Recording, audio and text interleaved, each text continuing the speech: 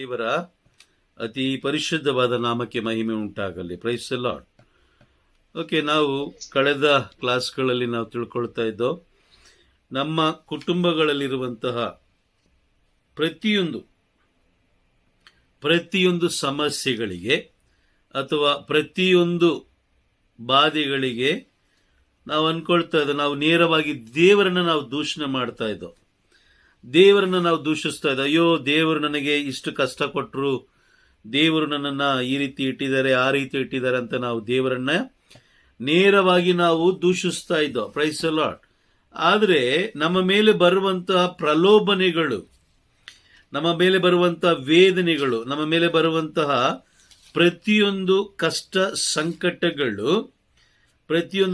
ಸಂಕಟಗಳು ದೇವರಿಂದ ಬಂದದ್ದು ಅಲ್ಲ. ವಾಕ್ಯ ನೋಡಿ, ಬೈಬಲ್ ಏನು ಹೇಳುತ್ತೆ ನೋಡೋಣ. ಯಾಕೋಬನ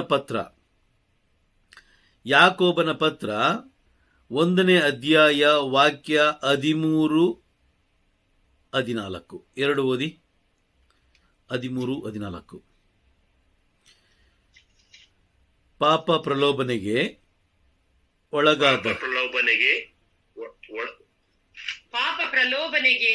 ಒಳಗಾದಾಗ ಈ ಪ್ರಲೋಭನೆಗಳು ದೇವರಿಂದಲೇ ಬಂದವು ಎಂದು ಯಾರೂ ಹೇಳದಿರಲಿ. ಏಕೆಂದರೆ ದೇವರು ಸ್ವತಃ ಪಾಪ ಪ್ರಲೋಭನೆಗೆ ಗುರಿಯಾಗುವುದಿಲ್ಲ ಮತ್ತು ಯಾರನ್ನು ಅಂತ ಪ್ರಲೋಭನೆಗೆ ಗುರಿಪಡಿಸೋದಿಲ್ಲ.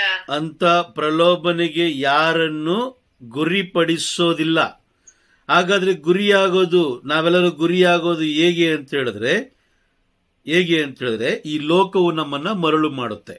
ಲೋಕವು ನಮ್ಮನ್ನ ಮರಳು ಮಾಡುವಂಥದ್ದು. Praise the Lord. ನಮ್ಮ ಲೋಕವು ನಮ್ಮನ್ನ ಮರಳು ಮಾಡಲಿಕ್ಕೆ ತುಂಬಾ ಬಲವಾದ ಕಾರಣ ಇದೆ. Praise the Lord. ಲೋಕ 14ನೇ ವಾಕ್ಯ ನೋಡಿ. ಮಾನವನು ಪ್ರಲೋಭನೆಗೆ ಒಳಗಾಗುವುದು ತನ್ನ ದುರುಚ್ಛೆಯಿಂದಲೇ. ಅದು ಅವನನ್ನು ಆಕರ್ಷಿಸಿ ಮರಳುಗೊಳಿಸುತ್ತದೆ. ಅದು ನಮ್ಮನ್ನ ಮರಳುಗೊಳಿಸಲಿಕ್ಕೆ ಒಂದು ಬಲವಾದ ಕಾರಣ ನೋಡಿ. ಆದಿಕಾಂಡದಲ್ಲಿ 3ನೇ ಅಧ್ಯಾಯದಲ್ಲಿ ಈಗ ಅವಳು ಆ ಮರದ ಹಣ್ಣನ್ನು ತಿನ್ಬೇಕಾದ್ರೆ ಅದು ಅವಳನ್ನ ಮರಳು ಮಾಡಿ ನಂತರ ಆ ಹಣ್ಣನ್ನ ತಿನ್ನಿಸಿದ್ದು. Price the Lord. ಅದೇ ರೀತಿ ನಮ್ಮನ್ನು ಕೂಡ ಈ ಒಂದು ಲೋಕ ನಮ್ಮನ್ನ ಮರಳು ಮಾಡುತ್ತೆ. ಅದಕ್ಕೆ ಬಲವಾದ ಕಾರಣ ಏನು ಗೊತ್ತಾ? ದೇವರ ಯೋಜನೆಯನ್ನು ನಾವು ಮೀರಬೇಕು. ದೇವರ ಯೋಜನೆಯಂತೆ ನಾವು ಜೀವಿಸಬಾರದು. ಅದಕ್ಕೋಸ್ಕರ ನೋಡಿ, ಕ್ರೈಸ್ತ ಕುಟುಂಬಗಳಲ್ಲಿ ಬೆಳಗ್ಗೆ ಎದ್ದ ತಕ್ಷಣ ಪ್ರಾರ್ಥನೆಗಳು ಇಲ್ಲ, ಸ್ತುತಿ ಆರಾಧನೆ ಇಲ್ಲವೇ ಇಲ್ಲ, ದೇವರ ವಾಕ್ಯ ಓದೋದಿಲ್ಲ. ಬೈಬಲ್ನ ನೋಡಿದ್ರೆ ಕ್ರೈಸ್ತರು, ಮುಖ್ಯವಾಗಿ ಕ್ರೈಸ್ತರು, ದೀಕ್ಷಾಸ್ಥಾನವನ್ನು ಹೊಂದಿದವರು, ದೀಕ್ಷಾಸ್ಥಾನ ಹೊಂದಿದ ಕಥೋಲಿಕ ಕ್ರೈಸ್ತರು ಬೈಬಲ್ ಅನ್ನು ನೋಡಿದ್ರೆ ಏನೋ ಶತ್ರು ನಮ್ಮ ಮೇಲೆ ಅತಿ ದೊಡ್ಡ ಬಾಂಬ್ ಆಗ್ತಾನೇನೋ ಅನ್ನೋ ಭಯದಲ್ಲಿ ಓಡುವ ರೀತಿಯಲ್ಲಿ ಬೈಬಲ್ ನೋಡಿ ಓಡೋಗ್ತಾರೆ. ಎಷ್ಟೋ ಜನ ಹೇಳ್ತಾರೆ ಬೈಬಲ್ ಅಲ್ಲಿ ಇದೆ ಈ ತರ ನೋಡಿ ಅಂತ ಹೇಳಿದ್ರೆ ಅವ್ರು ನೇರವಾಗಿ ಹೇಳ್ತಾರೆ, ಬೈಬಲ್ ಎಲ್ಲ ನಮ್ಗೆ ಹೇಳ್ಬೇಡಿ. ನಮ್ಮ ಪಿತೃಗಳು ಹೇಳಿರೋದು, ನಮ್ಮ ಹಿರಿಯರು ಅವಾಗಿಂದ ಮಾಡ್ಕೊಂಡ್ ಬಂದಿದ್ದಾರೆ, ನಾವೀಗ ಮಾಡ್ತಾ ಇದ್ದೀವಿ. Praise the Lord. ನಮ್ಮ ಪಿತೃಗಳು ಎಲ್ಲ ಮಾಡ್ಕೊಂಡು ಬಂದಿದ್ದಾರೆ, ಆ ಕಾಲದಿಂದ ಮಾಡ್ಕೊಂಡು ಬಂದಿದ್ದಾರೆ, ಅದನ್ನು ನಾವು ಹಂಗೆ ಮುಂದುವರಿಸ್ತಾ ಇದ್ದೀವಿ. ನೋಡಿ, ಆ ಒಂದು ಆಲೋಚನೆ ಬರ್ತಾನೆ ಇಲ್ಲ ಅವರಿಗೆ. ಅವರು ಮಂದಮತಿಗಳಾಗೋಗಿದ್ದಾರೆ. ನೋಡಿ, ರೋಮನರಿಗೆ ಬರೆದ ಪತ್ರ 1ನೇ ಅಧ್ಯಾಯದಲ್ಲಿ ಅಲ್ಲಿ ನಾವು ನೋಡ್ತೀವಿ. 1ನೇ ಅಧ್ಯಾಯ 21ನೇ ವಾಕ್ಯದಲ್ಲಿ ಅವರ ಆಲೋಚನೆಗಳು ಎಲ್ಲ ಅಂಧಕಾರಮಯ ಆಗೋಯಿತು. ಯಾವಾಗ ನಮ್ಮ ಪಿತೃಗಳಿಗೆ ಅಂಧಕಾರಮಯ ಆಗೋಯಿತು, ಆಗ ದೇವರ ವಾಕ್ಯ ಇರಲಿಲ್ಲ, ಬೈಬಲ್ ಇರಲಿಲ್ಲ. ಇವತ್ತು ನಮಗೆ ಬೆಳಕು ಸಿಕ್ಕಿದೆ, ಬೆಳಕಿನ ಕಿರಣಗಳು ಸಿಕ್ಕಿದೆ. ಆದರೂ ಕೂಡ ನಾವು ಇವತ್ತಿಗೂ ಏನಾಗಿಲ್ಲ, ಬದಲಾಗ್ಲಿಲ್ಲ. Praise the Lord. ಸೊ ಲೋಕವು ನಮ್ಮನ್ನ ಮರಳು ಮಾಡಲಿಕ್ಕೆ ಮುಖ್ಯವಾದ ಕಾರಣ ಏನು ಅಂತ ಹೇಳಿದ್ರೆ ದೇವರ ಯೋಜನೆಯನ್ನ ನಾವು ನೆರವೇರಿಸಬಾರ್ದು. ದೇವರು ನಮ್ಮ ಮೇಲೆ ಇಟ್ಟಿರುವ ಯೋಜನೆಯನ್ನ ನಾವು ನೆರವೇರಿಸಬಾರ್ದು. ನಾವು ಚೆನ್ನಾಗಿ ತಿನ್ಕೊಂಡು ಕುಡ್ಕೊಂಡು ಮಜ್ಜಾ ಮಾಡಿಕೊಂಡು ದೇವರಿಗೆ ವಿರುದ್ಧವಾಗಿ ನಾವಿರಬೇಕು. Price the lord.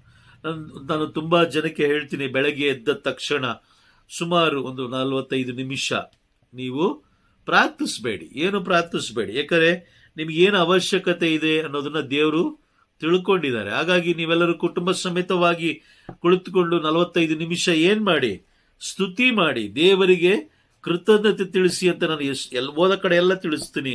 ಆಗ ಅವ್ರು ಹೇಳೋದು ಒಂದೇ, ಬ್ರದರ್, ಮಕ್ಕಳು ಮಲಗಿರ್ತಾರೆ. ಮಕ್ಕಳನ್ನ ಹೆಂಗೆ ಎಬ್ಬರಿಸೋದು? Price the lord. ಮಕ್ಕಳನ್ನ ಹೇಗೆ ಎಬ್ಬರಿಸೋದು ಅಂತ ಹೇಳಿದಂತ ಕೆಲವು ವ್ಯಕ್ತಿಗಳು ಸ್ವಲ್ಪ ವರ್ಷಗಳಾದ್ಮೇಲೆ ಮಕ್ಕಳು ಶಾಶ್ವತವಾಗಿ ಮಲಗಿರೋದನ್ನು ಕೂಡ ತಿಳಿಸಿದ್ದಾರೆ. Praise the Lord. ದೇವರು ಅವಕಾಶ ಕೊಡ್ತಾರೆ. ಯಾವುದೇ ವಿಷಯವನ್ನ ಕಾರಣವಾಗಿಡಬಾರದು ನಾವು ದೇವರ ವಿಷಯದಲ್ಲಿ. ಈಗ ಕೆಲವು ಜನ ಹೇಳ್ತಾರೆ, ಬ್ರದರ್ ನಾವು ಕೆಲ್ಸಕ್ಕೆ ಹೋಗ್ಬೇಕು ಹಂಗೆ ಹಿಂಗೆ ಅಂತೆಲ್ಲ ಹೇಳ್ತಾರೆ. ಆ ಕಾರಣವನ್ನ ದೇವರು ತೆಗಿತಾರೆ, ಅಂದ್ರೆ ನಮ್ಮನ್ನ ಕೆಲಸದಿಂದಲೇ ತೆಗಿತಾರೆ. Praise the Lord. ನೋಡಿ, ನಾವು ಯಾವಾಗಲೂ ಅಷ್ಟೇ ದೇವರ ವಿಷಯ ಬಂದಾಗ ನಾವು ಕಾರಣಗಳನ್ನು ಕೊಡ್ತೀವಿ. ಬೇರೆ ಯಾವ ವಿಷಯಕ್ಕೂ ನಾವು ಕಾರಣ ಕೊಡೋದಿಲ್ಲ.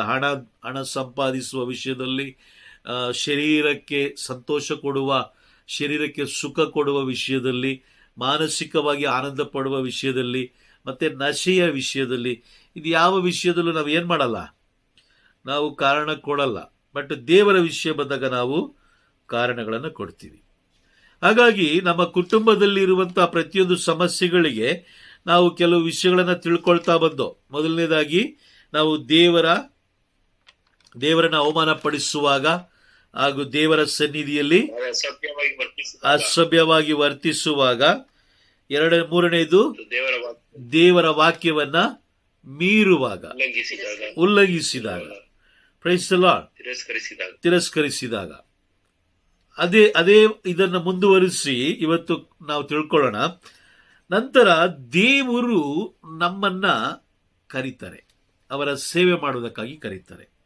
ನೋಡಿ, ವಿಮೋಚನ ಕಾಂಡ 19ನೇ ಅಧ್ಯಾಯ ವಾಕ್ಯ 5 ಹಾಗೂ 6 ಓದೋಣ. 5 ಹಾಗೂ 6.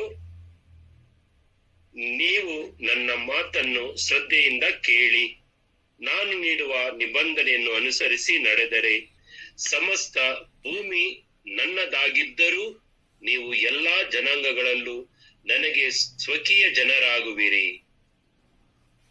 ಅಲ್ಲದೆ ನೀವು ನನಗೆ ಯಾಜಕ ರಾಜವಂಶ ಹಾಗೂ ಪರಿಶುದ್ಧ ಜನಾಂಗ ಆಗುವಿರಿ. ಇಸ್ರಾಯೇಲರಿಗೆ ನೀನು ತಿಳಿಸಬೇಕಾದ ವಿಷಯವಿದು ಎಂದರು. Praise the Lord. ಅಲ್ಲಿ ಸ್ಪಷ್ಟವಾಗಿ ಹೇಳ್ತಾರೆ, ಭೂಮಿ ನೋಡಿ, ಅವರ ಮಾತನ್ನ ಕೇಳಿ ಅವರು ನೀಡುವ ನಿಬಂಧನೆಯನ್ನ ಅನುಸರಿಸಿ ನಡೆದರೆ ಇಡೀ ಭೂಮಿ ನನ್ನದಾಗಿದ್ದರೂ ಅದು ನಿನ್ನದಾಗುತ್ತೆ. Price the lord. ಭೂಮಿಯ ಮೇಲೆ ಅಧಿಕಾರ, ಭೂಮಿ ಅಂದ್ರೆ ಭೂಮಿ ನಮಗೆ ಕೊಟ್ಬಿಡಲ್ಲ, ಭೂಮಿ ಮೇಲೆ ಅಧಿಕಾರ ಮಾಡುವುದಕ್ಕಾಗಿ ದೇವರು ನಮಗೆ ಬಲವನ್ನು ನೀಡ್ತಾರೆ, ಶಕ್ತಿಯನ್ನು ನೀಡ್ತಾರೆ. ಆದಾಮನನ್ನು ಉಂಟು ಮಾಡಿದ ಮೇಲೆ ದೇವರು ಹೇಳಿದ್ದು ಅದೇ ಅಲ್ವಾ? ಆದಿಕಾಂಡ 1ನೇ ಅಧ್ಯಾಯ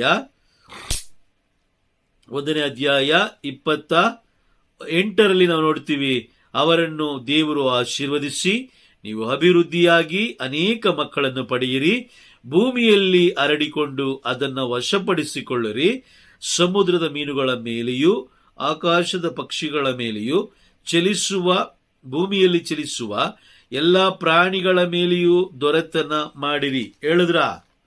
ಹೇಳಿದ್ರು ಅಲ್ವಾ? ಹೇಳಿದ್ರು. ಆದಾಮ ಪಾಪ ಮಾಡಿದ ಕಾರಣ ಆ ಒಂದು ಪವರ್ ಹೋಯ್ತು, ಆ ಆಶೀರ್ವಾದ ಹೋಯ್ತು. Praise the lord.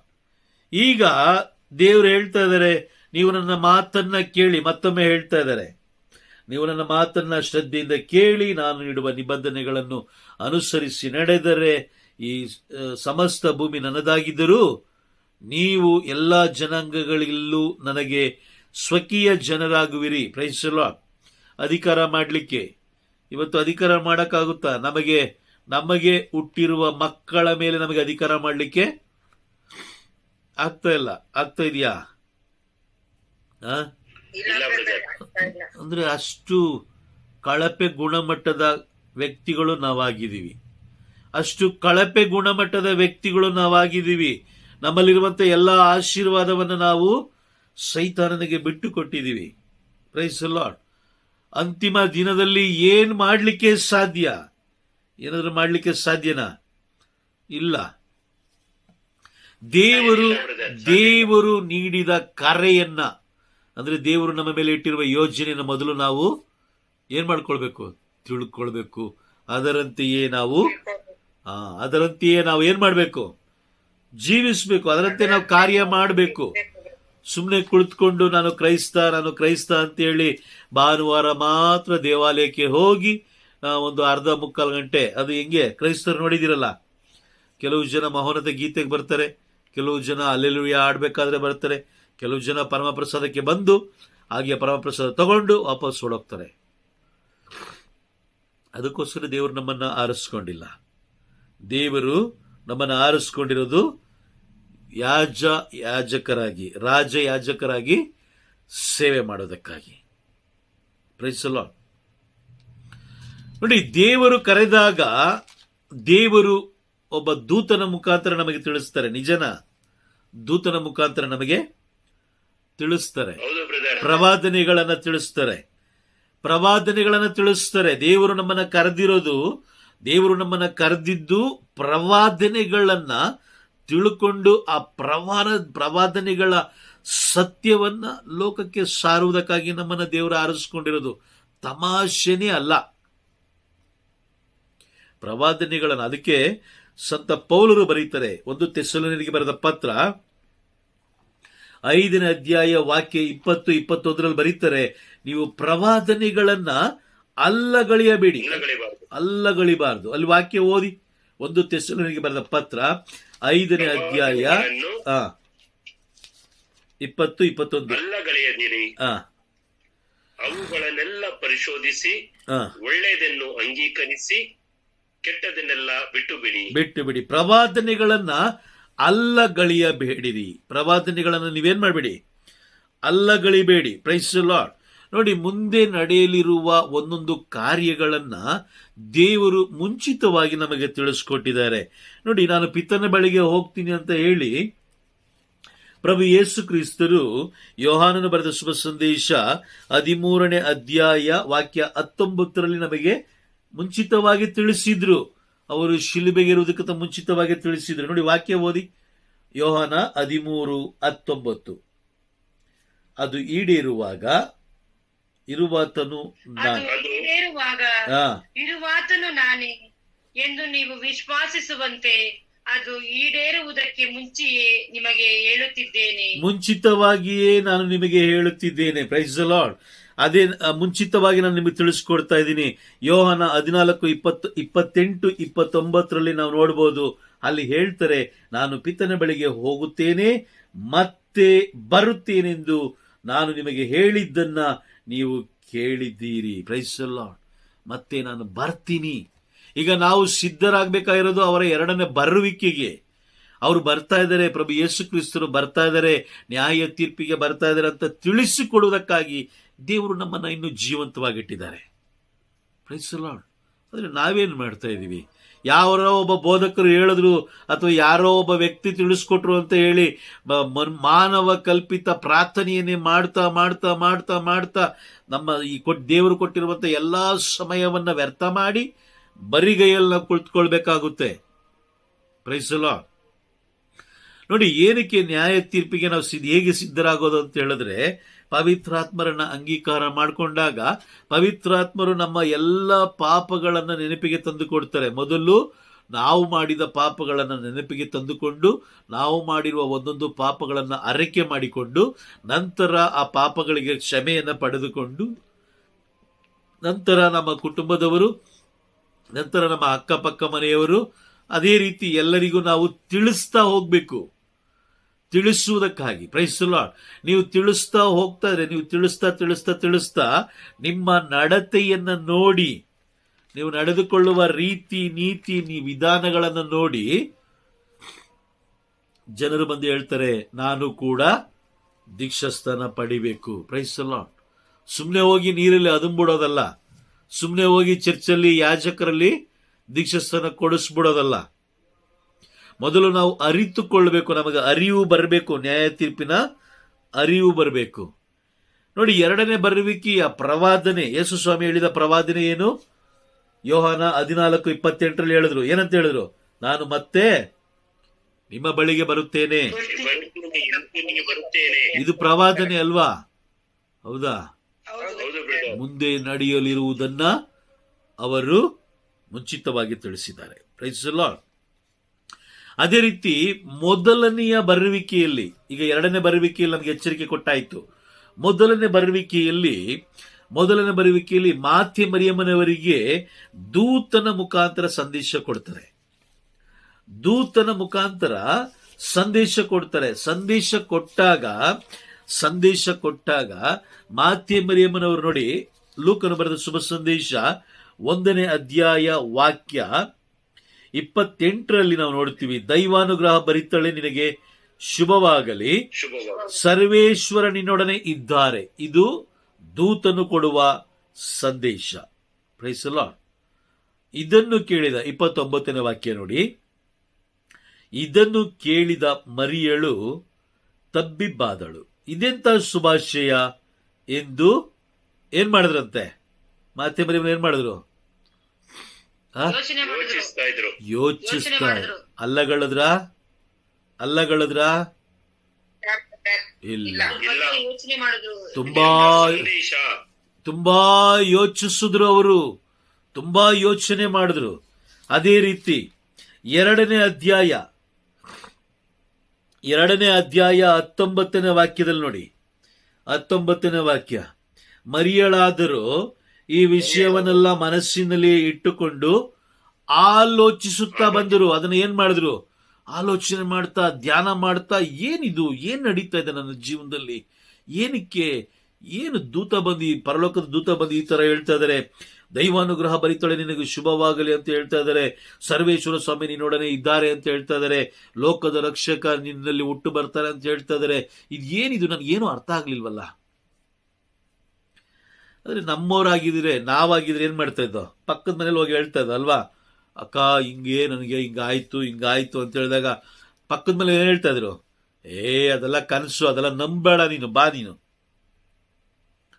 ಅದೆಲ್ಲ ಕನಸು, ನೀನ್ ನಂಬೇಡ, ಬಾ ನೀನು ಅಲ್ವಾ? ಹೆಂಗಸರಾಗಿದ್ರೆ. ಗಂಡಸರಾಗಿದ್ರೆ ಏನ್ ಮಾಡ್ತಾ ಇದ್ದೋ? ಮಚ್ಚ ಅದೆಲ್ಲ ನಂಬೇಡ ಕಣೋ, ಅದೇ ತಾನೇ ಮಾತು ಬರೋದು, ಮಚ್ಚ, ಮಾಮ. ತರ ಅಸಹ್ಯ ಅನ್ಸುತ್ತೆ ಆ ಪದಗಳು ಕೇಳ್ಬೇಕಾದ್ರೆ. ಅಲ್ಲ, ಆ ಪದಗಳನ್ನ ಕೇಳ್ಬೇಕಾದ್ರೆ ಅಸಹ್ಯ ಅನ್ಸುತ್ತೆ. ಮಚ್ಚ, ಮಾಮ. Praise the Lord. ಇದೆಲ್ಲ ದೇವರ ಮಕ್ಕಳು ಮಾತನಾಡುವ ಮಾತುಗಳು ಅಲ್ವೇ ಅಲ್ಲ. ಒಂದು ಸಂಬಂಧವನ್ನ, ಅದಕ್ಕೆಲ್ಲ ಒಂದು ಸಂಬಂಧಕ್ಕೂ ಒಂದೊಂದು ಬೆಲೆ ಇದೆ ಅಲ್ವಾ? ಮಾಮ ಅನ್ನೋದಕ್ಕೂ ಒಂದು ಬೆಲೆ ಇದೆ, ಮಚ್ಚ ಅನ್ನೋದಕ್ಕೂ ಒಂದು ಬೆಲೆ ಇದೆ, ಅಮ್ಮ ಅನ್ನೋದಕ್ಕೂ ಒಂದು ಬೆಲೆ ಇದೆ, ಅಪ್ಪ ಅನ್ನೋದಕ್ಕೂ ಒಂದು ಬೆಲೆ ಇದೆ, ಎಲ್ಲದಕ್ಕೂ ಒಂದೊಂದು ಬೆಲೆ ಇದೆ. ಅಣ್ಣ, ತಂಗಿ, ಅಕ್ಕ, ತಮ್ಮ, ಎಲ್ಲದಕ್ಕೂ ಒಂದೊಂದು ಬೆಲೆ ಇದೆ. ಅದನ್ನ ನಾವು ಹೀಯಾಳಿಸಬಾರದು. Praise the lord.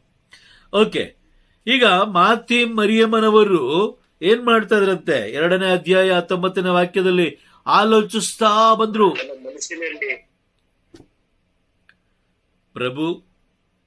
ಪ್ರಭುವಿನ ಆ ಬರುವಿಕೆಯನ್ನ ಮಾತೆ ಮರಿಯಮ್ಮನವರಿಗೆ ದೂತನ ಬಂದು ತಿಳಿಸಿದಾಗ ಅವ್ರು ಏನ್ ಮಾಡಿದ್ರು? ಅಂಗೀಕಾರ ಮಾಡಿಕೊಂಡ್ರು, ಆಲೋಚನೆ ಮಾಡ್ತಾ ಬಂದ್ರು. ಇವತ್ತು ನಾವು ಎಷ್ಟು ಜನ ಆಲೋಚನೆ ಮಾಡ್ತಾ ಇದ್ದೀವಿ? ದೇವರ ನಮ್ಮ ಮೇಲೆ ಇಟ್ಟಿರುವಂತಹ ಯೋಜನೆಯನ್ನ ಎಷ್ಟು ಜನ ಆಲೋಚನೆ ಮಾಡ್ತಾ ಇದೀವಿ ಹೇಳಿ ನೋಡೋಣ. Praise the Lord. ಏನಾದ್ರೂ ಒಂದು ಸಂಕಷ್ಟ, ನೋವು ಬಂದಾಗ ನಾವು ಯಾರಿಗೆ ಫೋನ್ ಮಾಡೋದು? ಮೊದಲು ಯಾರಿಗೆ ಫೋನ್ ಮಾಡ್ತೀವಿ? ಮೂಗಿನಲ್ಲಿ ಉಸಿರಾಡುವ ಅಲ್ಪ ಪ್ರಾಣದಿಂದ ತುಂಬಿರುವಂತ ಮನುಷ್ಯನಿಗೆ ಅಲ್ವಾ? ಅಯ್ಯೋ ಫಾದರ್ ಹಿಂಗಾಗೋಯ್ತು, ಅಯ್ಯೋ ಬ್ರದರ್ ಹಿಂಗಾಗೋಯ್ತು, ಅಯ್ಯೋ ಸಿಸ್ಟರ್ ಹಿಂಗಾಗೋಯ್ತು. ಅವ್ರು ತಾನೇ ಏನ್ ಮಾಡಕ್ ಸಾಧ್ಯ? ಅವ್ರು ತಾನೇನು ಮಾಡಕ್ ಸಾಧ್ಯ? ಓಕೆ, ಅವ್ರು ಪ್ರಾರ್ಥಿಸ್ಬೋದು ಅಲ್ವಾ? ಅದಕ್ಕಿಂತ ಮುಂಚೆ ನಾವೇ ದೇವರ ಸನ್ನಿಧಾನಕ್ಕೆ ಬಂದ್ರೆ, ದೇವರ ಸಮ್ಮುಖದಲ್ಲಿ ಕುಳಿತುಕೊಂಡ್ರೆ ಪವಿತ್ರಾತ್ಮರೇ ನಮಗೆ ಎಲ್ಲವನ್ನ ತಿಳಿಸ್ಕೊಡಲ್ವಾ? ಖಂಡಿತವಾಗ್ಲೂ ತಿಳಿಸ್ಕೊಡ್ತಾರೆ. ಖಂಡಿತವಾಗ್ಲೂ ತಿಳಿಸ್ಕೊಡ್ತಾರೆ. Price the Lord. ನೋಡಿ, ಪೇತ್ರ ತಾನು ಕಂಡಂತ ದರ್ಶನಕ್ಕಾಗಿ ತಬ್ಬಿಬ್ಬಾಗ್ತಾರೆ. ಪ್ರೇಷಿತರ ಕಾರ್ಯಕಲಾಪಗಳ ಗ್ರಂಥ 10ನೇ ಅಧ್ಯಾಯ 17ನೇ ವಾಕ್ಯದಲ್ಲಿ ನಾವು ನೋಡ್ಬೇಕಾದ್ರೆ, 10ನೇ ಅಧ್ಯಾಯ 17ನೇ ವಾಕ್ಯ. ಇವತ್ತು ನಮಗೂ ಕೂಡ ಕೆಲವು ಬಾರಿ ಕನಸು ಬೀಳುತ್ತೆ, ಒಂದು ಸುಂದರವಾದ ಕನಸು ಬೀಳುತ್ತೆ. ಆ ಕನಸು ಬಿದ್ದಾಗ ನಾವೇನ್ ಮಾಡ್ತೀವಿ? ನಮಗೂ ಕೂಡ ಕೆಲವು ಟೈಮಲ್ಲಿ ಭಯ ಆಗುತ್ತೆ, ಕೆಲವು ಟೈಮಲ್ಲಿ ನಾವು ಕೂಡ ತಬ್ಬಿಬ್ಬಾಗ್ತೀವಿ. ಪ್ರೇಷಿತರ ಕಾರ್ಯಕಲಾಪಗಳ ಗ್ರಂಥ 10ನೇ ಅಧ್ಯಾಯ 10ನೇ ವಾಕ್ಯದಿಂದ ನಾವು ಓದ್ತಾ ಬಂದ್ರೆ ಏನ್ ತಿನ್ಬೇಕು ಏನ್ ತಿನ್ಬಾರ್ದು ಅನ್ನೋದನ್ನ ಅಲ್ಲಿ ಒಂದು ಚರ್ಚೆ ನಡೆಯುತ್ತೆ. ಒಂದು ದರ್ಶನ ಕಾಣ್ತಾರೆ. ನೋಡಿ, ಎಲ್ಲಿ ಅಂತ ಹೇಳಿದ್ರೆ 10ನೇ ಅಧ್ಯಾಯ ವಾಕ್ಯ 9ರಿಂದ ನಾವು ನೋಡ್ತಾ ಬಂದ್ರೆ ಒಂದು ದರ್ಶನವನ್ನ 10ನೇ ವಾಕ್ಯದ ನೋಡಿ, ಒಂದು ದರ್ಶನವನ್ನು ಕಾಣ್ತಾರೆ. ಯಾರು? ಪೇತ್ರ. 17ನೇ ವಾಕ್ಯ ನೋಡಿ, ತಾನು ಕಂಡಂತ ದರ್ಶನದ ಅರ್ಥ ಏನಿರಬಹುದೆಂದು ಅವರು ತಬ್ಬಿಬ್ಬಾಗ್ತಾರೆ. ಅವ್ರಿಗೆ ಭಯ ಆಗುತ್ತೆ. ಏನಿದು, ಈ ತರ ದರ್ಶನ ಕಂಡ್ಬಿಟ್ನಲ್ಲ. ಆಲೋಚನೆ ಮಾಡ್ತಾರೆ, ಚಿಂತಿಸ್ತಾರೆ. ಎಲ್ಲ ಚಿಂತನೆಗೆ ಒಂದು ಪರಿಹಾರ ಇದೆ, ಎಲ್ಲ ಚಿಂತನೆಗೆ ಒಂದು ಕೊನೆ ಅನ್ನೋದಿದೆ. ಅದು ಕೊನೆ ನೀಡುವವರು, ಚಿಂತನೆಗೆ ಸದುತ್ತರವನ್ನು ಕೊಡುವವರು ಪರಿಶುದ್ಧಾತ್ಮರು ಒಬ್ರೆ. ಅರ್ಥ ಆಗ್ತಿದ್ಯಾ? ಸೊ ಹಾಗಾಗಿ ಮಾತೆ ಮರಿಯಮ್ಮನವರು ಹೇಗೆ ದೇವರು ಅವರ ಮೇಲೆ ಇಟ್ಟಂತ ಯೋಜನೆಯನ್ನ ಗೆದ್ರು ಅಂತ ಹೇಳಿದ್ರೆ, ಅದಕ್ಕೆ ಮುಖ್ಯವಾದ ಕಾರಣ ಲೂಕನ ಬರೆದ ಶುಭ ಸಂದೇಶ 2ನೇ ಅಧ್ಯಾಯ ವಾಕ್ಯ 19. ಅವ್ರು ಏನ್ ಮಾಡಿದ್ರು? ಧ್ಯಾನಿಸ್ತಾ ಇದ್ರು, ಮೆಡಿಟೇಷನ್ ಮಾಡ್ತಾ ಇದ್ರು, ಧ್ಯಾನ ಮಾಡ್ತಾ ಇದ್ರು. ಏನಕ್ಕೆ ಈ ರೀತಿ ಒಂದು ಸಂದೇಶ ನನಗೆ ಬಂತು? ಏನಕ್ಕೆ ದೇವರು ಈ ರೀತಿ ಯಾಕೆ ನನ್ನನ್ನು ಬಳಸ್ಕೊಂಡ್ರು? ಯಾಕೆ ನನ್ನನ್ನ ದೇವರು ಕರೆದಿದ್ದಾರೆ? Praise the Lord. ಆದ್ರೆ ಇವತ್ತು ನಾವು ನಮ್ಮನ್ನ ಕರೆದ ಮೇಲೆ ದೇವರು ನಾವೇನು ಉತ್ತರ ಕೊಡ್ತಾ ಇದ್ದೀವಿ? ನನಗೆ ಟೈಮ್ ಇಲ್ಲ. ಒಂದು ರೋಗಿ ಮನೆಗೆ ಹೋಗಿ ಪ್ರಾರ್ಥನೆ ಮಾಡೋಣ ಅಂತ ಹೇಳಿದ್ರೆ, ರೋಗಿ ಮನೆಗೆ ಹೋಗಿ ಒಂದು ಪ್ರಾರ್ಥನೆ ಮಾಡಿ ಅಂತ ಯಾರಾದ್ರೂ ಕರೆದ್ರೆ, ಅಯ್ಯೋ ನಿಮ್ ಜೊತೆ ನಾನು ಬರೋದಾ? ನನಗೆ ಟೈಮ್ ಇಲ್ಲ. ಕೆಲವು ವ್ಯಕ್ತಿಗಳ ಕುಟುಂಬದ ಬಿಡುಗಡೆಗಾಗಿ ದೇವರು ನಿಮ್ಮನ್ನ ಆಯೋಜನೆ ಮಾಡಿರ್ತಾರೆ. ನೀವು ಅಲ್ಲೋಗಿ ಪ್ರಾರ್ಥನೆ ಮಾಡಿದ ತಕ್ಷಣ ಬಿಡುಗಡೆ ಖಂಡಿತವಾಗ್ಲೂ ಆಗುತ್ತೆ. ಯಾಕಂದ್ರೆ ನಿಮ್ಮ ಮುಖಾಂತರ ಅಲ್ಲಿ ಬಿಡುಗಡೆ ಆಗ್ಬೇಕು. Praise the Lord. ನೋಡಿ, ದೋರ್ಕಾ ಎಂಬ ಮಹಿಳೆಗೆ ಯಾರ ಮುಖಾಂತರ ಮರುಜೀವ ಕೊಟ್ಟರು ದೇವರು? ಯಾರ ಮುಖಾಂತರ? ಪೇತ್ರನ ಮುಖಾಂತರ ಅಲ್ವಾ? ಪೇತ್ರ ಯಾರು? ಯೇಸು ಸ್ವಾಮಿಯ ಶಿಷ್ಯ. ಓಕೆ, ಅದಕ್ಕಿಂತ ಮುಂಚಿತವಾಗಿ ಮೀನಿಡಿಯುವ ಬೆಸ್ತರು ಮತ್ತೆ ಯೇಸುವನ್ನ ಏನ್ ಮಾಡಿದವರು? ಅಲ್ಲಗಳೆದವರು, ಭಯಪಟ್ಟು ಜೀವಿಸಿದವರು. ಅಂದ್ರೆ ಆಕ್ಚುಲಿ ಅವರು ಯೇಸುವನ್ನ ಇವರು ದೇವರಲ್ಲ ಅಂತ ಎಲ್ಲೂ ಅಲ್ಲಗಳಿಲಿಲ್ಲ. ಅದಕ್ಕೊಂದು ಕ್ಲಾಸ್ ತಗೊಳ್ಳೋಣ ನಾವು ಸುಮ್ಮನೆ ಏನೋ ಯಾರೋ ಹೇಳಿದ್ರು ಅಂತೇಳಿ ನಾವೇನ್ ಮಾಡ್ತೇವೆ? ಇವತ್ತಿನವರೆಗೂ ಅದನ್ನೇ ಮಾಡ್ತಾ ಇದೀವಿ ಅಲ್ವಾ? ಅಲ್ಲಗಳಿದ್ರು. ಬಟ್ ಆತ ನೋಡಿ, ಅಲ್ಲಗಳೆದ ಯಾವುದೇ ಸ್ಥಳದಲ್ಲಿ ನೋಡಿ, ಬೇಕಾದ್ರೆ ನೋಡೋಣ, ಅದು ವಾಕ್ಯ ನೋಡೋಣ. ಯೋಹಾನನ ಬರೆದ ಶುಭ ಸಂದೇಶ 18ನೇ ಅಧ್ಯಾಯ 25ನೇ ವಾಕ್ಯದಿಂದ ಓದ್ತಾ ಬನ್ನಿ. 18-25 ಓದ್ತಾ ಬನ್ನಿ. ಐಶ್ವರ್ಯವಂತನು 18 ಯೋಹಾನ 18-25. ಪೇತ್ರನು ನಿಂತು ಚಳಿ ಕಾಯಿಸಿಕೊಳ್ಳುತ್ತಾ ಇದ್ದನು. ಅಲ್ಲಿದ್ದವರು, ನೀನು ಯೇಸುವಿನ ಶಿಷ್ಯರಲ್ಲಿ ಒಬ್ಬನಲ್ಲವೇ ಎಂದು ಕೇಳಿದರು. ಪೇತ್ರನು, ಇಲ್ಲ, ನಾನು ಶಿಷ್ಯನಲ್ಲ ಎಂದು ನಿರಾಕರಿಸಿದನು. ಪ್ರಧಾನ ಯಾಜಕನ ಸೇವಕರಲ್ಲಿ ಒಬ್ಬನು ಇವನು ಪೇತ್ರನು ಕಿವಿ ಕತ್ತರಿಸಿದವನ ನೆಂಟ. ನಿನ್ನನ್ನು ಆತನೊಡನೆ ತೋಟದಲ್ಲಿ ನಾನು ನೋಡಲಿಲ್ಲವೇ ಎಂದು ಕೇಳಿದನು. ಪೇತ್ರನು ಪುನಃ ಅಲ್ಲಗಳೆದು ಕೂಡಲೇ ಕೇಳಿ ಕೂಗಿತ್ತು. ಕೋಳಿ ಕೂಗಿತ್ತು. ಕೂಗಿತ್ತು. Praise the Lord. ಇಲ್ಲಿ ನೋಡಿ, ಪೇತ್ರ ಎಲ್ಲಾದ್ರೂ ಯೇಸು ಸ್ವಾಮಿ ದೇವರಲ್ಲ ಅಂತ ಎಲ್ಲ ತಿರಸ್ಕಾರ ಮಾಡಿದುಂಟಾ? ಇಲ್ಲ. ಆತ ಭಯಪಟ್ಟು ಏನ್ ಹೇಳಿದ್ದು? ನಾನು ಶಿಷ್ಯನಲ್ಲ ಅಂತ ಹೇಳಿ ಆತ ತನ್ನನ್ನ ನಿರಾಕರಿಸ್ಕೊಳ್ತಾನೆ ಹೊರತು ಯೇಸುವನ್ನು ಅಲ್ಲ. ಸರಿ, ಅದಕ್ಕೊಂದು ಕ್ಲಾಸ್ ತಗೊಳ್ಳೋಣ. ಈಗ ಪೇತ್ರನ ಮುಖಾಂತರ ಯಾರಿಗೆ? ತಬಿತಾ ಹೆಣ್ಣು ಮಗಳಿಗೆ ಪ್ರಭು ಯೇಸು ಕ್ರಿಸ್ತ ಏನ್ ಮಾಡ್ತಾರೆ? ಮರುಜೀವ ಕೊಟ್ರು. ಹೌದಾ? ನಿಜನಾ? ಹಾಗಾಗಿ ಈಗ ನಿಮ್ಮ ಮುಖಾಂತರ ಅನೇಕ ಕುಟುಂಬಗಳಿಗೆ ದೇವರು ಕಳಿಸಿ ಅಲ್ಲಿರುವಂತ ಆತ್ಮಗಳನ್ನ ಬಲಪಡಿಸುವುದಕ್ಕಾಗಿ, ರಕ್ಷಿಸಕ್ಕಂತೂ ಆಗಲ್ಲ ನಮ್ಮ ಕೈಲಿ, ಬಲಪಡಿಸುವುದಕ್ಕಾಗಿ. ಈಗ ಟೀಚರ್ಗಳು ನಮಗೆ ಪಾಠ ಮಾಡಿದ್ರು ಅಲ್ವಾ? ನಾವೆಲ್ಲ ಓದಿರೋರೆ. ಟೀಚರ್ಗಳು ನಮಗೆ ಪಾಠ ಮಾಡಿದ್ರು, ವಿದ್ಯಾಭ್ಯಾಸ ತಿಳಿಸ್ಕೊಟ್ರು. ಕೆಲಸ ಇಸ್ಕೊಟ್ಟಿಲ್ಲ. ಅವ್ರು ನಮಗೇನ್ ಮಾಡಿದ್ರು? ಬದುಕುವ ಮಾರ್ಗವನ್ನ ತೋರಿಸ್ಕೊಟ್ರು ಅಲ್ವಾ? ಅದೇ ತರನೇ ನಾವು ಕೂಡ ಆತ್ಮದ ಮಾರ್ಗ, ಆತ್ಮ ಎಲ್ಲಿಗೆ ಹೋಗ್ಬೇಕು ಅನ್ನೋದು ತಿಳಿಸ್ಕೊಡಕ್ ಆಗುತ್ತೆ ಹೊರತು ಅದನ್ನ ರಕ್ಷಿಸಕ್ಕೆ ನಮ್ಮ ಕೈಯಿಂದ ಸಾಧ್ಯವಿಲ್ಲ. ಆತ್ಮವನ್ನು ಯಾರು ರಕ್ಷಿಸ್ಕೊಳ್ಬೇಕು? ನಾವೇ ಅಲ್ವಾ? ನಾವೇನೆ. Praise the Lord. ಹಾಗಾಗಿ ಈಗ ಕೆಲವು ಕುಟುಂಬಕ್ಕೆ ಹೋಗ್ಲಿಕ್ಕೆ ದೇವರು ನಿಮ್ಮನ್ನ ಕರೀತಾರೆ. ಯಾಕಂದ್ರೆ ಸ್ವಂತ ಮಕ್ಕಳಿಗೆ ತಾನೇ ದೇವರು ಅಧಿಕಾರ ಕೊಡೋದು. ಹೌದಾ? ಸ್ವಂತ ಮಕ್ಕಳಿಗೆ ಅಲ್ವಾ?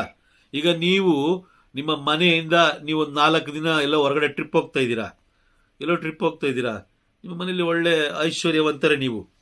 ಈಗ ನಿಮ್ಮ ಕುಟುಂಬದಲ್ಲಿರುವ ಯಾರೋ ಒಬ್ರು, ಅಂದ್ರೆ ನಿಮ್ಮ ಮಗ ಬರ್ತಾ ಇಲ್ಲ, ನಿಮಗೆ ಟ್ರಿಪ್ ಜೊತೆಲಿ ಬರ್ತಾ ಇಲ್ಲ. ಸೊ ನೀವು ನಿಮ್ಮ ಮನೆಯ ಬೀಗದ ಕೈಯನ್ನ ನಿಮ್ಮ ಮಗನಿಗೆ ಕೊಡ್ತೀರಾ ಅಥವಾ ಬೇರೆ ಯಾರಿಗಾರು ಕೊಡ್ತೀರಾ?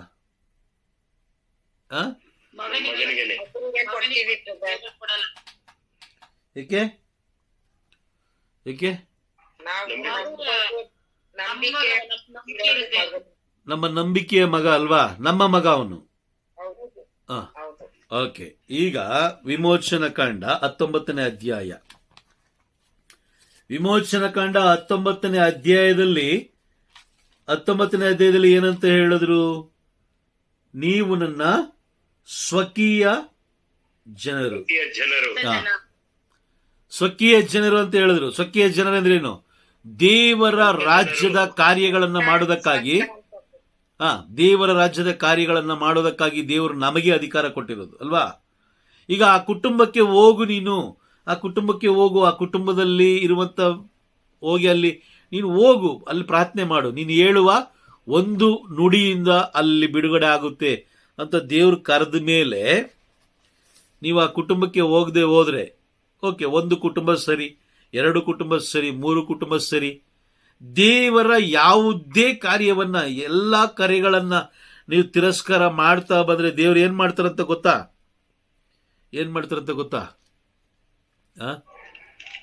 ಶಿಕ್ಷಿಸ್ತಾರೆ ಬ್ರದರ್. ಏನ್ ಶಿಕ್ಷಿಸ್ತಾರೆ?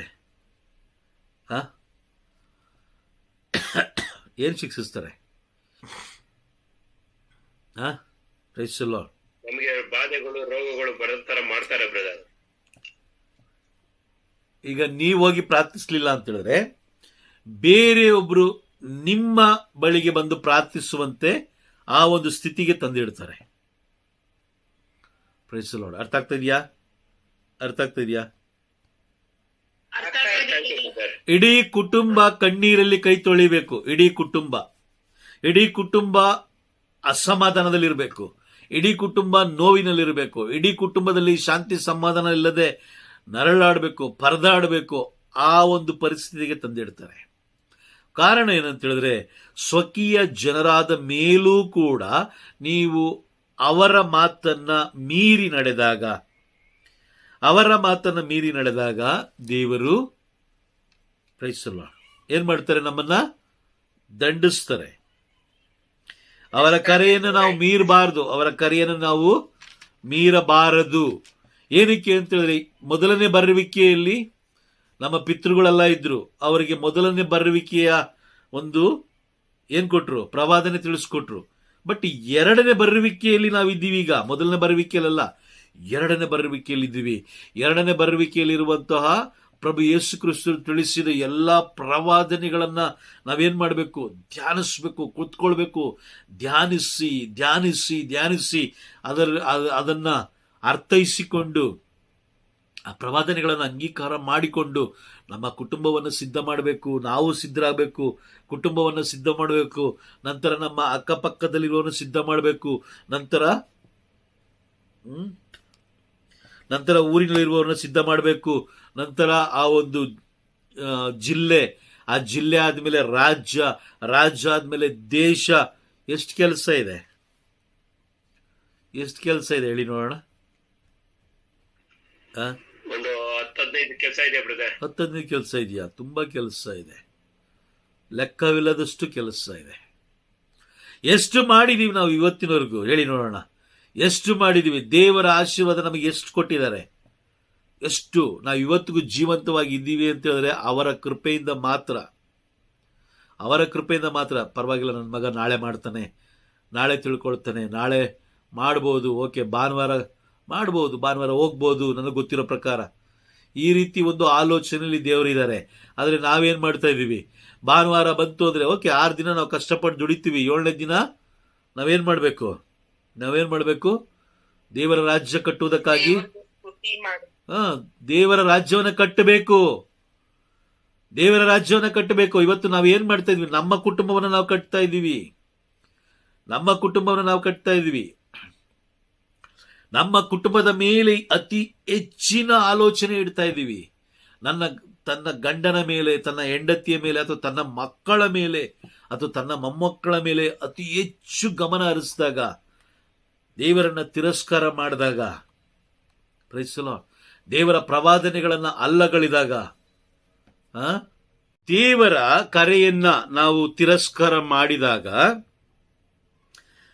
ನಮ್ಮ ಎಲ್ಲ ಆಲೋಚನೆಗಳನ್ನ ದೇವರ ರಾಜ್ಯವನ್ನ ಬಿಟ್ಟು, ದೇವರು ನೀಡಿದಂತ 24 ಗಂಟೆಗಳು 365 ದಿನಗಳು ಕೂಡ ನಮ್ಮ ಕುಟುಂಬದ ಮೇಲೆ, ನಮ್ಮ ಗಂಡನ ಮೇಲೆ ಅಥವಾ ಹೆಂಡತಿ ಮೇಲೆ, ಮಕ್ಕಳ ಮೇಲೆ, ನಮ್ಮ ಕುಟುಂಬ ನಿರ್ಮಿಸುವುದರಲ್ಲೇ ನಾವು ಮಗ್ನರಾಗಿದ್ದಾಗ ಏನಾಗುತ್ತೆ? ಏನಾಗ್ಬೋದು?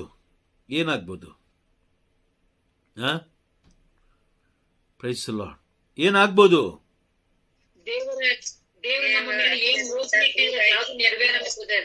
ಯಾವುದು ನೆರವೇರಲ್ಲ. ಕುಟುಂಬದಲ್ಲಿ ಸಮಾಧಾನ ಅನ್ನೋದೇ ಇರೋದಿಲ್ಲ. ಅರ್ಥ ಆಗ್ತಿದ್ಯಾ ನಿಮ್ಗೆ? ಈಗ ಅರ್ಥ ಆಗ್ತಾ ಇದೆಯಾ? ಎಷ್ಟು ಕುಟುಂಬಗಳಲ್ಲಿ ಗಂಡ ಹೆಂಡತಿ ಮಧ್ಯದಲ್ಲಿ ಏನಿಲ್ಲ ಅನ್ಯೋನ್ಯತೆ ಇಲ್ಲ.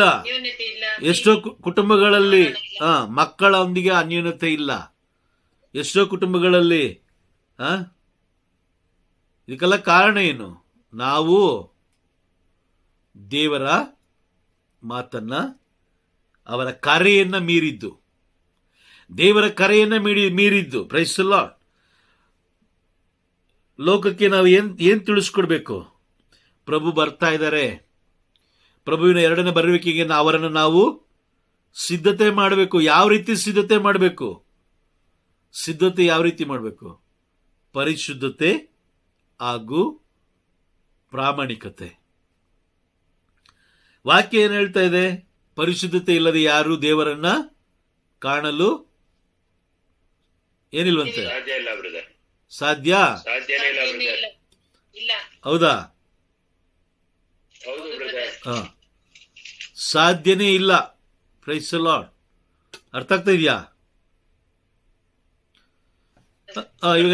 ಈಗ ನಾವು ಯಾವುದನ್ನ ಸಿದ್ಧತೆ ಮಾಡ್ಬೇಕು? ನಾವು ಪರಿಶುದ್ಧತೆ ಹಾಗೂ ಪ್ರಾಮಾಣಿಕತೆ. ನೋಡಿದಿರಾ? ದೇವರನ್ನ ಆರಾಧಿಸುವಂತಹ, ಅಂದ್ರೆ ದೇವಾಲಯ ಎನಿಸಿಕೊಂಡಂತ ಸ್ಥಳಗಳಲ್ಲಿ ನೋಡಿದಿರಾ ಪರಿಶುದ್ಧತೆ ಇದೆಯಾ? ಪರಿಶುದ್ಧತೆ ಇದೆಯಾ? ಹಾಗಾದ್ರೆ ನಾವು ಈಗ ಯಾರನ್ನ ಆರಾಧಿಸ್ತಾ ಇದ್ದೀವಿ? ಪರಿಶುದ್ಧತೆ ಇಲ್ಲದ ಆರಾಧನೆ ಯಾರಿಗೆ ಸಲ್ಲುತ್ತೆ? ಓಕೆ, ಒಂದು ವಾಕ್ಯ ನೋಡೋಣ. ಇದು ಪ್ರಕಟಣೆ ಪುಸ್ತಕ 19ನೇ ಅಧ್ಯಾಯಕ್ಕೆ ಹೋಗಿ. 19ನೇ ಅಧ್ಯಾಯ. ಓಕೆ, 19ನೇ ಅಧ್ಯಾಯದಲ್ಲಿ ಸ್ವರ್ಗದಲ್ಲಿ ಏನ್ ಕಾಣಿಸುತ್ತೆ, ಏನ್ ನಡೆಯುತ್ತೆ? ಸ್ತುತಿ ನಡೀತಾ ಇರುತ್ತೆ. ಅಲ್ಲಿ ಹಲ್ಲೆಲೂಯ ಹಲ್ಲೆಲೂಯ ಹಲ್ಲೆಲೂಯ ಎಂಬ ಒಂದು ಆರಾಧನೆ ನಡೀತಾ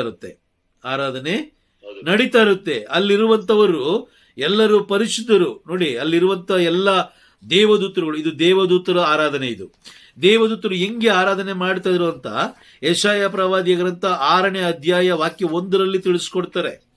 1-2ರಲ್ಲಿ 1ನೇ ವಾಕ್ಯ ಹಾಗೂ 2ನೇ ವಾಕ್ಯದಲ್ಲಿ ತಿಳಿಸ್ಕೊಡ್ತಾರೆ ಅವ್ರು ಯಾವ ರೀತಿ ಆರಾಧನೆ ಮಾಡ್ತಾ ಇದ್ರು ಅನ್ನೋದನ್ನ ಅಲ್ಲಿ ತಿಳಿಸ್ಕೊಡ್ತಾರೆ. ಅಲ್ಲಿದ್ದಂತಹ ಸೆರಾಫಿ ದೇವದೂತರುಗಳು ಏನ್ ಮಾಡ್ತಾ ಇದ್ರು? ದೇವರನ್ನ ಆರಾಧಿಸ್ಬೇಕಾದ್ರೆ ಅಲ್ಲಿ ಯಾವ ರೀತಿ ಆರಾಧಿಸ್ತಾ ಇದ್ರು? ಪವಿತ್ರ ಪವಿತ್ರ ಪವಿತ್ರ, ಸೇನಾಧೀಶ್ವರ ಸರ್ವೇಶ್ವರ ಪವಿತ್ರ, ಪ್ರೈಸ್ ದಿ ಲಾರ್ಡ್. ಅವರು ಪರಿಶುದ್ಧರು ಎಂಬ ಆ ಒಂದು ಸ್ತುತಿ ಮಾಡುತ್ತಾ ದೇವರನ್ನ ಆರಾಧಿಸ್ತಾ ಇದ್ರು. ಇವತ್ತು ಒಂದು ತಿಳ್ಕೊಳ್ಳಿ, ನಾವು ಮಾಡುತ್ತಿರುವ ಆರಾಧನೆ, ನಮ್ಮ ಆಲಯಗಳಲ್ಲಿ ಮಾಡುತ್ತಿರುವ ಆರಾಧನೆ, ಪರಿಶುದ್ಧತೆ ಇಲ್ಲದೆ ಮಾಡುತ್ತಿರುವ ಆರಾಧನೆ ಯಾರಿಗೆ ಸಲ್ಲುತ್ತೆ? ಯಾರಿಗೆ ಸಲ್ಲಿಸ್ತಾ ಇದ್ದೀವಿ?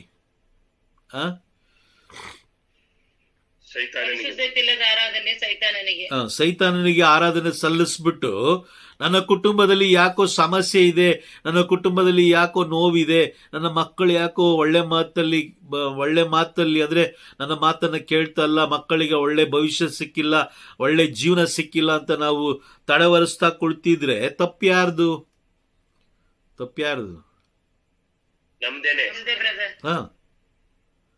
ನೀವು ಸಲ್ಲಿಸಿದ್ದು ಯಾರಿಗೆ? ನಿಮ್ಮ ಆರಾಧನೆ ಯಾರಿಗೋಯ್ತು? ಸೈತಾನ ಸಲ್ಲಿಸಿದ ಮೇಲೆ, ಸೈತಾನಿಗೆ ಆರಾಧನೆ ಸಲ್ಲಿಸಿದ ಮೇಲೆ ಸೈತಾನ ನಿಮಗೆ ಸಂಬಳ ಕೊಡ್ಲೇಬೇಕು ಅಲ್ಲ? ಅವನು ಕೊಡುವ ಸಂಬಳ ಏನು? ಕಷ್ಟ, ಸಂಕಟ, ಮರ, ದುಃಖ, ವೇದನೆ ಅಲ್ವಾ? ರೋಗ, ಬಾಧೆ, ನಷ್ಟ, ಜಗಳ. ನೀವು ದೇವರನ್ನ ಆರಾಧಿಸಿದ್ರೆ ನಿಮಗೆ ದೇವರಿಂದ ಬಹುಮಾನ ಸಿಗ್ತಾ ಇತ್ತು. ದೇವರು ನೀಡುವ ಬಹುಮಾನ ಏನು? ಶಾಂತಿ, ಸಮಾಧಾನ,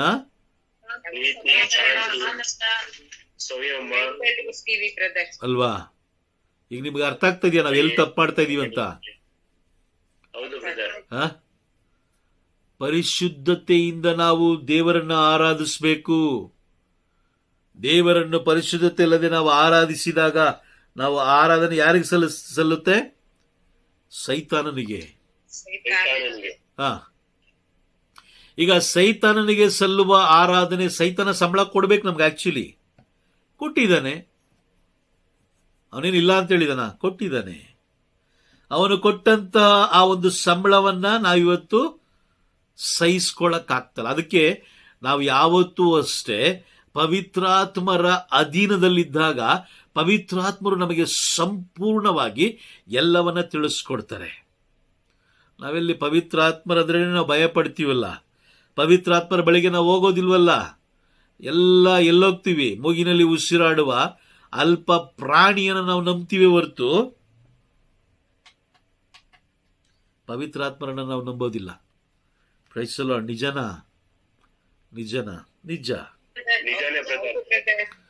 ನಿಜ.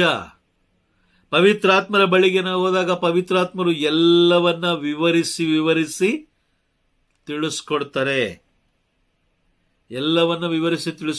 ಹೇಗೆ ಜೀವಿಸಬೇಕು, ಹೇಗೆ ಪ್ರಾರ್ಥಿಸಬೇಕು, ಯಾವುದಕ್ಕಾಗಿ ಪ್ರಾರ್ಥಿಸಬೇಕು, ನಿನ್ನ ಅವಶ್ಯಕತೆ ಏನಿದೆ, ನಿನಗೆ ಏನು ಅವಶ್ಯಕತೆ ಇದೆ, ಯಾವುದರಲ್ಲಿ ಕೊರತೆ ಇದೆ. ಈಗ ನಮ್ಮ ಆತ್ಮ ಪರಲೋಕ ಪ್ರವೇಶ ಮಾಡಬೇಕಾದ್ರೆ ಆತ್ಮ ಪರಿಶುದ್ಧವಾಗಿರಬೇಕು. ಈಗ ಪರಿಶುದ್ಧವಾಗಿ ಆತ್ಮ ಇಲ್ಲ ಅಂದಮೇಲೆ ಪರಲೋಕ ಪ್ರವೇಶ ಆಗಲ್ಲ. ಈಗ ನಾವು ಯಾವುದಕ್ಕಾಗಿ ಪ್ರಾರ್ಥಿಸಬೇಕು? ದೇವರೇ, ನಮ್ಮ ಆತ್ಮ ಪರಲೋಕ ಪ್ರವೇಶ ಮಾಡುವುದಕ್ಕಾಗಿ ನಮಗೆ ಏನ್ ಕೊಡಿ? ಆತ್ಮವನ್ನು ಬಲಪಡಿಸ್ರಿ ಅಂತ ಪ್ರಾರ್ಥಿಸ್ಬೇಕೆ ಹೊರತು ಯಾರೋ ಮನುಷ್ಯರು ಹೇಳಿದ್ರು ಅಂತೇಳಿ ದೇವರೇ ನನಗೆ ಒಂದು ಒಳ್ಳೆ ಆರೋಗ್ಯ ಕೊಡಿ, ನನಗೆ ಅದು ಕೊಡಿ, ಆರೋಗ್ಯ ಇಟ್ಕೊಂಡು ಏನು ಮಾಡ್ತೀರಾ? ಕೊಡಲ್ಲ ಅಂತ ಹೇಳಿದಾರ ದೇವರು ಆರೋಗ್ಯನ? ಯಾವತ್ತಾದ್ರೂ ಹೇಳಿದಾರ? ಹಾ, ನಮ್ಮ ಅವಶ್ಯಕತೆಗೆ ಬೇಕಾಗಿರುವ ಪ್ರಾರ್ಥನೆ ಇರಬೇಕೇ ಹೊರತು ಬೆಳಗ್ಗೆಯಿಂದ ಸಂಜೆ ತನಕ ಹೇಳಿದ್ದೇ ಹೇಳಿಕೊಂಡು ಇದನ್ನ ಹೇಳಿದ್ಯಾರು? ಪವಿತ್ರಾತ್ಮರಿಂದ ನೀನು ಬೇರ್ಪಡುವಂತ ತಿಳಿಸ್ಕೊಟ್ಟಿದ್ಯಾರು? ಪವಿತ್ರಾತ್ಮರೊಂದಿಗೆ ಸೇರಿ ಪ್ರಾರ್ಥನೆ ಮಾಡಬೇಡ ಅಂತ ತಿಳಿಸ್ಕೊಟ್ಟಿದ್ಯಾರು? ಯಾರೋ ಒಬ್ಬ ವ್ಯಕ್ತಿ. ಆ ವ್ಯಕ್ತಿ ಯಾರು? ಆ ವ್ಯಕ್ತಿ ಪವಿತ್ರಾತ್ಮರಿಂದ ಬಂದದ್ದ ಅಥವಾ ದೇವರಿಂದ ಬಂದದ್ದ ಅಥವಾ ಸೈತಾನನ ಕಳಿಸ್ಕೊಟ್ಟಿದ? ಇದು ಮೊದಲು ನಾವು ತಿಳ್ಕೊಳ್ಬೇಕು. Praise the Lord. ತಿಳ್ಕೊಂಡು ಮೇಲೆ ನಂತರ ನಾವು ಪ್ರಾರ್ಥಿಸ್ಲಿಕ್ಕೆ ಪ್ರಾರಂಭ ಮಾಡಬೇಕು. ಪವಿತ್ರಾತ್ಮರು ನಮ್ಮ ಬಲಹೀನತೆಯಲ್ಲಿ ನೆರವಾಗ್ತಾರೆ. ಸೈತಾನನ ಯಾವ ಬಲಹೀನತೆಯಲ್ಲಿ ನೆರವಾಗಲ್ಲ, ಇನ್ನೂ ನಮ್ಮನ್ನ ಬಲಹೀನ ಮಾಡ್ತಾ ಹೋಗ್ತಾ ಇರ್ತಾನೆ. ಹಾಗಾಗಿ ಮಾತೆ ಮರಿಯಮ್ಮನವರು ಕೇಳಿಸಿಕೊಂಡಂತ ಪ್ರವಾದನೆ ಧ್ಯಾನಿಸಿದ್ರು, ಆಲಿಸಿದ್ರು, ಅದನ್ನ ಸಂಪೂರ್ಣವಾಗಿ ಅರ್ಥಕೊಂಡ್ರು. ನಂತರ ಪ್ರಭುವಿನ ಕರೆಗೆ ಅವರು ತಮ್ಮನ್ನೇ ಸಮರ್ಪಿಸಿಕೊಟ್ರು. ಇವತ್ತು ಯಾವುದೇ ಪ್ರವಾದನೆಗಳು ನಮಗೆ ಗೊತ್ತಿಲ್ಲ, ನಮ್ಮ ಮೇಲೆ ಇರುವ ಪ್ರವಾದನೆ ಗೊತ್ತಿಲ್ಲ, ನಮ್ಮ ಮೇಲೆ ಇರುವ ಯೋಜನೆಗಳು ಗೊತ್ತಿಲ್ಲ. ಹಾಗಾಗಿ ನಾವೇನ್ ಮಾಡ್ತಾ ಇದ್ದೀವಿ? ಆ ಪ್ರವಾದನೆಗಳನ್ನ ಧ್ಯಾನಿಸ್ತಾ ಇಲ್ಲ, ಪ್ರವಾದನೆಗಳನ್ನ ಅರ್ಥೈಸ್ಕೊಳ್ತಾ ಇಲ್ಲ. ಸೊ ನಾವು ತುಂಬಾ ಬ್ಯುಸಿಯಾಗಿದ್ದೀವಿ. ಹಾಗಾಗಿ ಪ್ರವಾದನೆಗಳನ್ನು ನಾವು ತಿರಸ್ಕಾರ ಮಾಡಿ, ಪ್ರವಾದನೆಗಳೆಲ್ಲವನ್ನು ಅಲ್ಲಗಳಿದು. ಈಗ ನೀವು ಡೈಲಿ ಒಂದು ರೋಡಲ್ಲಿ ಹೋಗ್ತಾ ಇರ್ತೀರಾ, ಬರ್ತಾ ಇರ್ತೀರಾ, ಡ್ಯೂಟಿಗೆ ಒಂದು ರೋಡಲ್ಲಿ ಹೋಗ್ತಾ ಇರ್ತೀರಾ. ಅಲ್ಲಿ ಬರ್ಬೇಕಾದ್ರೆ ರಾತ್ರಿ ಆಗುತ್ತೆ.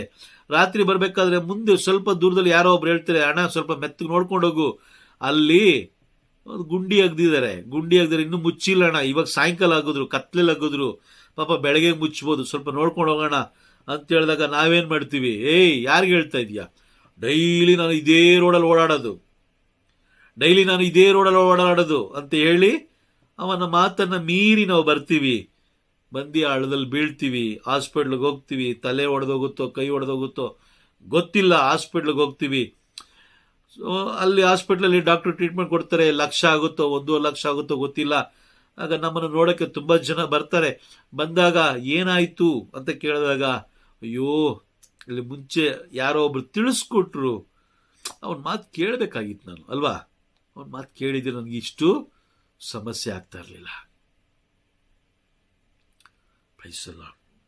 ಇವತ್ತು ನಮ್ಮಲ್ಲಿರುವಂತಹ ಒಂದು ಅತಿ ಗರ್ವ ಏನು ಅಂತ ಹೇಳಿದ್ರೆ, ನಾವು ರೋಮನ್ ಕಥೋಲಿಕರು, ನಮಗೆಲ್ಲ ಧರ್ಮಸಭೆ ಇದೆ, ನಾವು ಅನ್ಕೊಂಡಿರೋದು ಅದೇ ತರನೇ. ಆದ್ರೆ ಧರ್ಮಸಭೆ ಮಾತನ್ನು ನಾವು ಕೇಳ್ತಾ ಇಲ್ಲ, ಬೈಬಲ್ ಮಾತನ್ನು ಕೇಳ್ತಾ ಇಲ್ಲ, ಪ್ರಭುವಿನ ಮಾತನ್ನು ನಾವು ಕೇಳ್ತಾ ಇಲ್ಲ, ಪವಿತ್ರಾತ್ಮರನ್ನ ಹತ್ರಕ್ಕೆ ಹೋಗ್ತಾ ಇಲ್ಲ, ಬೈಬಲ್ನ ದೂರ ಇಟ್ಟಿದೀವಿ. ಯಾರೋ ತಿಳಿಸ್ಕೊಟ್ರು ಅಂತ ಹೇಳಿ.